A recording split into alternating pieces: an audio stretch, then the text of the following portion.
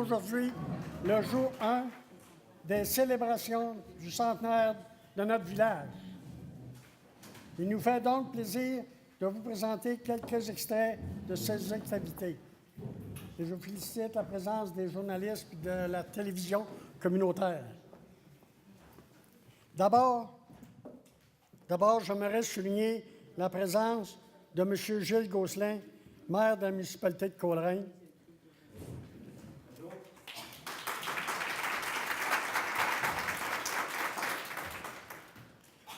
Madame Louise Nadeau, agent rural, notre bras droit qui a la Société de développement économique de la région de Thetford. Monsieur le maire de Disraeli, Monsieur Jacques Lessard.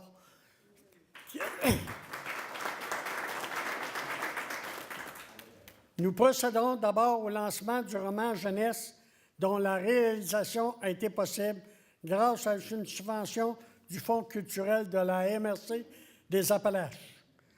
Nous vous présentons ce livre. J'invite son auteur, M. Stéphane Garneau, diplômé en histoire, auteur de plusieurs livres et articles à caractère historique. Puisqu'il faut aussi travailler, il est responsable de la bibliothèque du Cégep de Thetford. Alors, ça me fait plaisir d'être ici aujourd'hui pour vous parler de le roman que j'ai rédigé, qui s'appelle « Voyage au cœur de l'histoire de Vimy Ridge ». Ça m'a fait plaisir de l'écrire, en plus que j'ai découvert l'histoire de l'agglomération, parce que je ne la connaissais pas du tout avant de l'écrire à l'automne.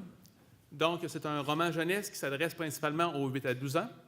Et je peux vous faire un petit résumé de l'histoire. Dans le fond, ça raconte l'histoire de Mme Lise, qui est une enseignante à l'école Sainte-Bernadette, en fin de carrière et pas trop techno, si on peut dire. Et puis, Mme Lise arrive dans sa classe un matin et découvre que son tableau noir a été remplacé par un tableau blanc interactif, un TBI. Et ça donne que c'est la même journée où elle avait décidé de parler de l'histoire du secteur de Vimy Ridge à ses étudiants. Donc, Mme Lise va découvrir que son tableau blanc interactif a des propriétés magiques qu'elle n'avait pas pensées au début de la journée. Et quand elle va aborder le cours d'histoire de Vimy, elle et sa classe vont être projetées dans le passé, au tout début du village. On parle vers la fin des années 1910, début des années 1920. Et c'est ainsi qu'elle va découvrir, elle va pouvoir rencontrer des gens de la place, comme le prospecteur minier Télésphore Roy. Ils vont aussi arriver sur des immeubles d'origine, comme la maison de pension, ils vont voir la chapelle, la première école, et ils vont aussi se ramasser dans les tranchées de la Première Guerre mondiale pour découvrir l'origine du nom du village. Alors, on espère que le livre va vous plaire, et puis on espère aussi on veut montrer aussi que même les plus petites agglomérations peuvent avoir une histoire très intéressante à découvrir.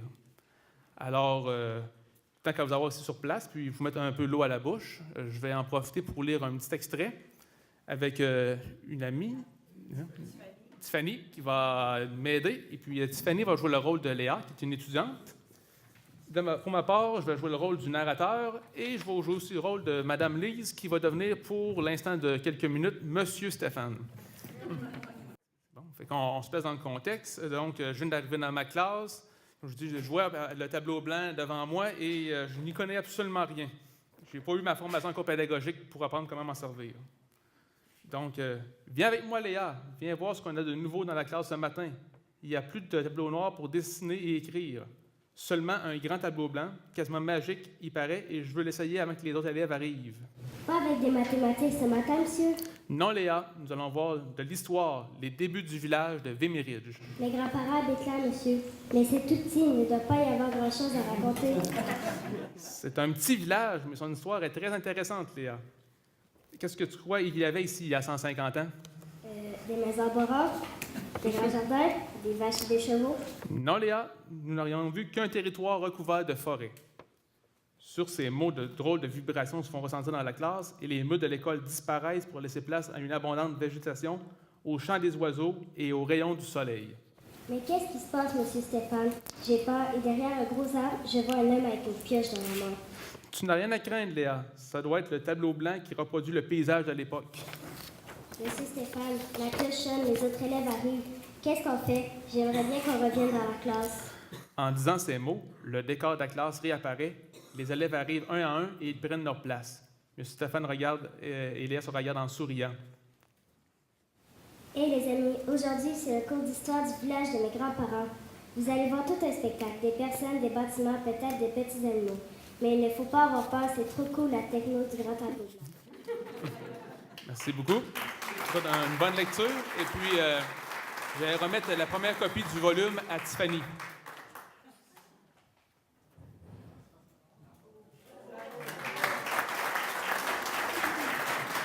Avant de procéder au lancement officiel de la programmation des fêtes du centenaire de Wimmirige, j'aimerais vous présenter le comité organisateur de ces fêtes. Les dames d'abord. Madame Céline Roy.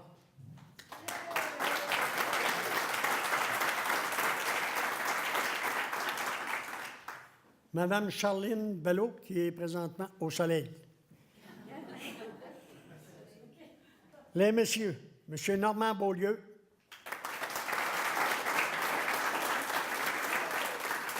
M. Glorien Bédard et moi-même, Jean-Pierre Poirier. Pour vous présenter le programme des fêtes, je cède la parole à Mme Roy. Céline. Merci, merci. Merci à chacun d'être là. Un beau bonjour encore. Merci à Jean-Pierre et Denise, nos centenaires à l'accueil. Vous constatez qu'on conserve bien ça, des centenaires, hein? Évidemment, aujourd'hui, c'est le jour 1 tant attendu. Nous y sommes. Le roman jeunesse que Stéphane et Léa viennent de vous présenter sera suivi d'un calendrier, non, d'un cahier à colorier pour les tout-petits. On y trouvera les dessins du roman jeunesse et quelques notes historiques. Une initiation amusante à l'histoire de son coin de pays pour les petits. On a mentionné tantôt Tiffany qui jouait le rôle de Léa.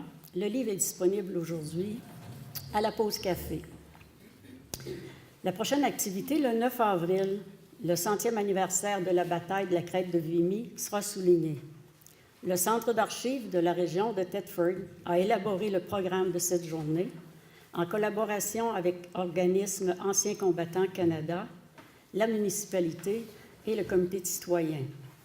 Entre autres, et très important pour nous, une plaque commémorative sera dévoilée et plus tard installée sur son monument. Pour la suite, je laisse le Centre d'archives dévoiler son programme dans quelques semaines.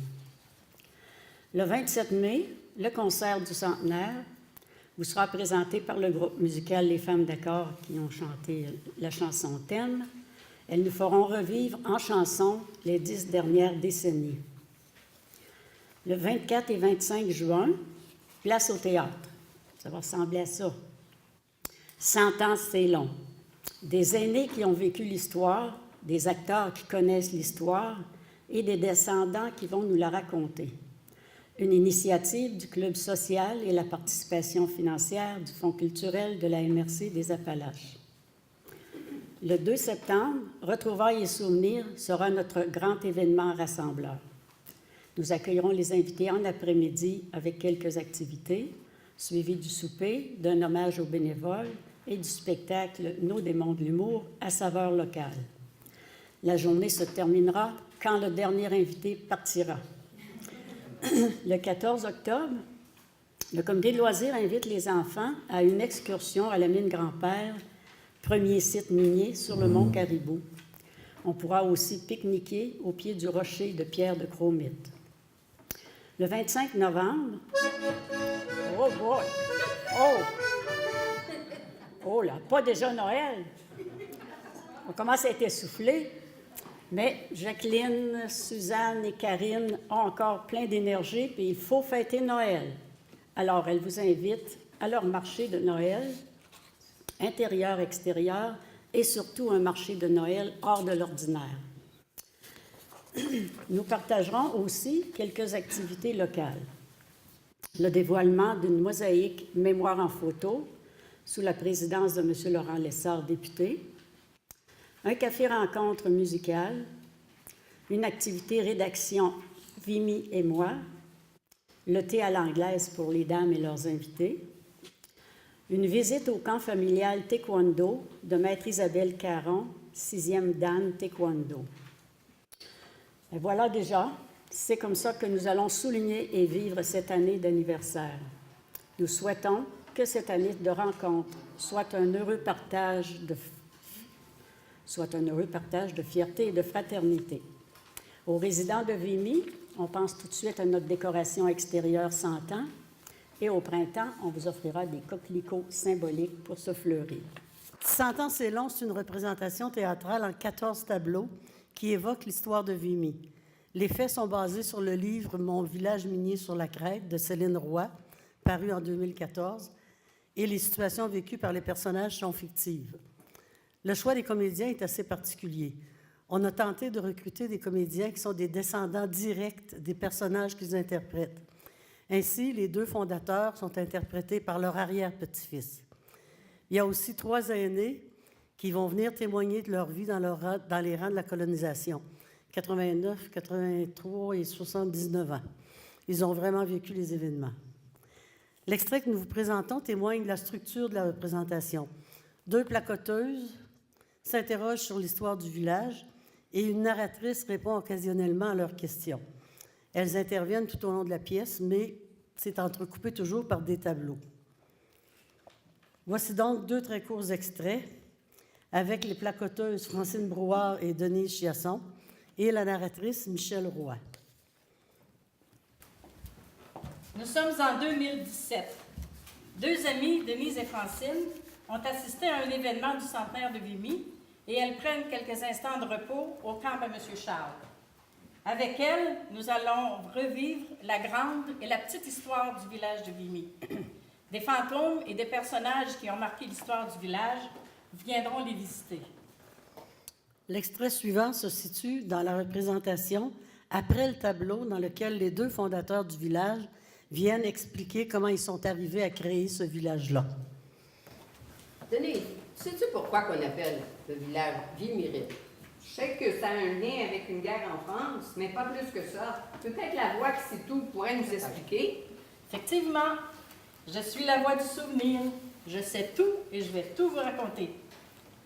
Le village a été nommé Vimy en commémoration de la grande victoire de l'armée canadienne sur les Allemands, sur la crête de Vimy, en France, le 9 avril 1917, lors de la Première Guerre mondiale. Aujourd'hui, on peut voir à Vimy, en France, un superbe mémorial de cette bataille qui rend hommage aux valeureux Canadiens qui s'y sont battus et qui ont perdu la vie. Voilà pourquoi notre village s'appelle Vimy. Et comme la bataille de Vimy, notre village a 100 ans cette année. Et Denise, pourquoi ça s'appelle Vimy-Ridge et non pas seulement Vimy? Quelqu'un m'a déjà dit que le mot ridge en anglais signifie crête, plateau entre 2 montagnes. Ça devait être pour faire un rappel du lieu de la bataille de Vimy. Mais tu sais, Francine, dans ce temps-là, les Anglais avaient le gros bout du bâton. Ils ont dû suggérer fortement d'ajouter le mot ridge pour que le village s'appelle Vimy-Ridge. Eh bien, c'est ça. Et les voix qui c'est toutes, là, je comprends bien que la bataille de Vimy a eu lieu il y a 100 ans. Mais qu'est-ce qui s'est passé en 1917 pour qu'on dise qu'il est né cette année-là? Ouais, la voix. Comment ça se fait que le village a 100 ans en 2017? Dans le livre « Mon village minier sur la crête », il est noté que les bâtiments miniers sont en place dès 1917. Fort probablement aussi les premiers bâtiments résidentiels situés à l'entrée du village quand on vient de Black Lake. Et c'est aussi en cette année 1917 qu'on rapporte dans les archives la nomination d'un premier curé pour desservir la chapelle de Vimy et y célébrer les premiers services religieux. C'est pour ces raisons qu'on dit que notre village a 100 ans en 2017. Le deuxième extrait qu'on va vous présenter précède le tableau dans lequel les aînés viendront parler de leur vie dans le rang des colonisations dans les années 40. Toi, Denise, t'as-tu déjà entendu parler du rang des colons? Ben oui, Francine, j'y habite. Ah oui? Oui. Et je préfère qu'on appelle mon rang Chemin du Puits. J'aime pas ça prendre tout quand on dit que j'habite le rang des colons. Et la voix qui c'est toute, là. T'es silencieuse tout à coup? Le chat, as-tu mordu la langue? Ma chère Francine, Attends un peu, j'ai pas fini. Qu'est-ce que tu sais du rang des colons? Ma chère Francine, tu pourrais être un peu plus polie envers la sagesse et la science que je représente. Toutes mes excuses, Madame la Voix du Souvenir. Est-ce que vous pourriez nous parler, s'il vous plaît, du rang des colons? Merci. Eh oui. D'abord, Denise, t'as pas à être gênée d'habiter le rang des colons. Je suis pas gênée du tout. Dans les années 1940, on appelait colons les gens qui colonisaient les terres au Québec. Le métier de colon était très respecté et très honorable. Mais, Madame Lavoie, quand le rang des colons a-t-il été Commencé, oui. Est-ce qu'il y avait bien du monde? Oui. Le rang des colons, appelé aujourd'hui Chemin du Puy, a été ouvert en 1938. Et parmi les premières familles qui s'y sont établies, il y avait les Bissons, les Gagné, les Dupuis, les Bégin, et j'en oublie probablement. Par la suite sont venus les Côtés, les Blais, les Ouellettes, les Beaulieu et encore bien d'autres. D'ailleurs, aujourd'hui, on compte encore plusieurs familles ensemble. Oui, mais la vie devait pas être facile dans ces années-là dans un rang. Madame Marie-Jeanne va venir vous en parler. Merci. Merci.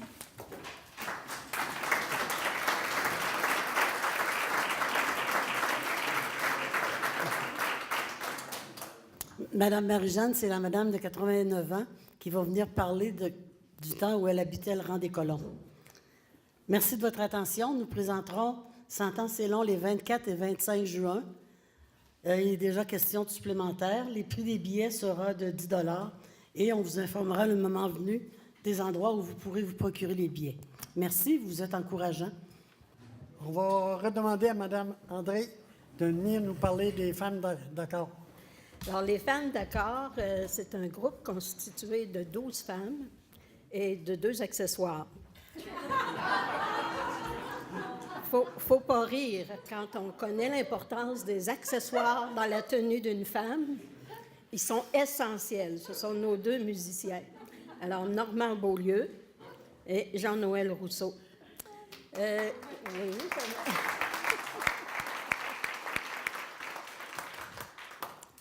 les 12 femmes d'accord, en fait, sont composées de femmes qui sont nées à Vimy, qui ont grandi à Vimy, qui sont parties faire leur vie un peu partout autour, mais qui reviennent à Vimy pour différentes activités. Ils ont encore des amis à Vimy, il y en a qui appartiennent encore à Vimy, qui demeurent ici.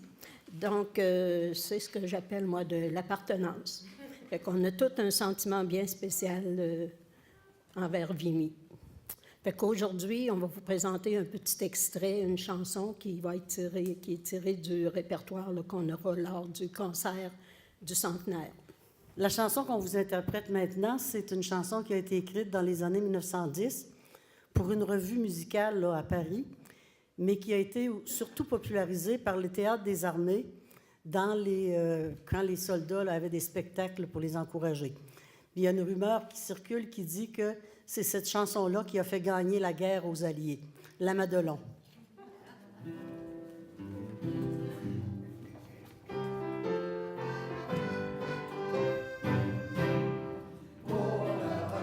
Le plaisir du militaire, il est là-bas, à 2 pas de la forêt.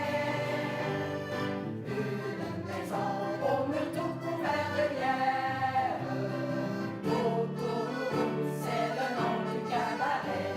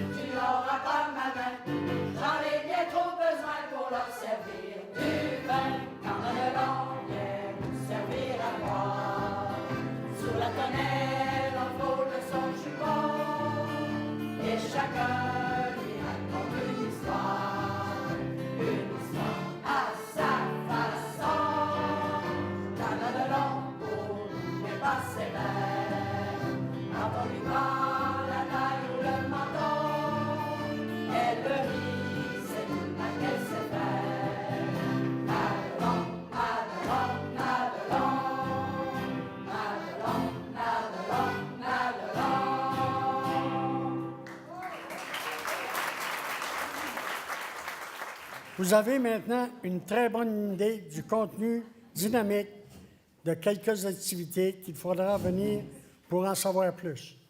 Maintenant, j'inviterai M. le maire Gilles Gosselin à venir nous dire un petit mot. Mes mots, je pense bien, après ce qu'on vient de voir et ce qu'on vient d'entendre, ne passeront pas à l'histoire. Et la première chose que je dois vous dire, c'est que je pense que vous avez le don de vous faire remarquer. Vous sentiez-vous un peu oublié depuis 2015? Non? En tout cas, c'est une belle occasion de vous faire revivre et de montrer au monde que vous existez toujours ici à Vimy. Vous venez de dévoiler une programmation là, des plus intéressantes et des plus enrichissantes. Les gens qui ne connaîtront pas l'histoire de Vimy Ridge après cette année là, des fêtes du 100e anniversaire, je pense bien là, qu'il va en avoir manqué le bateau. Il va en avoir aussi manqué quelque chose de bien. Les gens d'ici, de Vimy Ridge, qui est un secteur de notre municipalité, la municipalité Saint-Joseph de Coleraine, sont des gens fiers, sont des gens qui ont des racines profondes et ça se sent au contact de ces gens-là. Continuez comme ça, d'être fiers de votre petit patelin, de le défendre et de le mettre en évidence. Et c'est la meilleure façon pour vous de pouvoir résister à toutes sortes de tentatives. Je ne serai pas plus long. Donc, à toutes et à tous, là, spécialement au comité organisateur, le plus grand des succès pour ces fêtes-là. Et j'espère que vous aurez beaucoup de gens qui viendront apprécier ce que vous avez préparé. En terminant, au nom des comités participants, un cordial merci à nos partenaires financiers, Municipalité de Saint-Joseph de Coleraine, pour son soutien financier et sa collaboration du personnel. Desjardins, Carrefour des Lacs, représenté par Mme Émilie Cadorette. Mme Cadorette.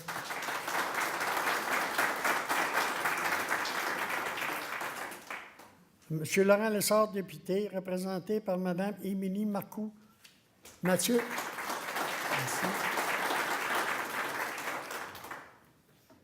Merci. M. Luc Berthold, représenté par Mme Hélène Vachon. Pas Marleau, excusez. Orica Canada, représenté par M. François Jacques. La Société Asbestos Limitée, par M. Christian Simard.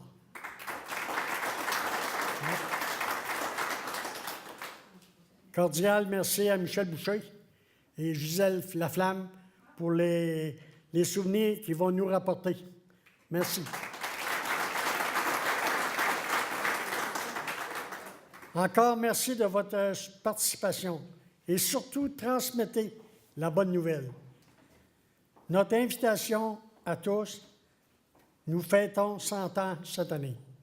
Au plaisir de vous revoir. Merci et bienvenue au Pôle Café.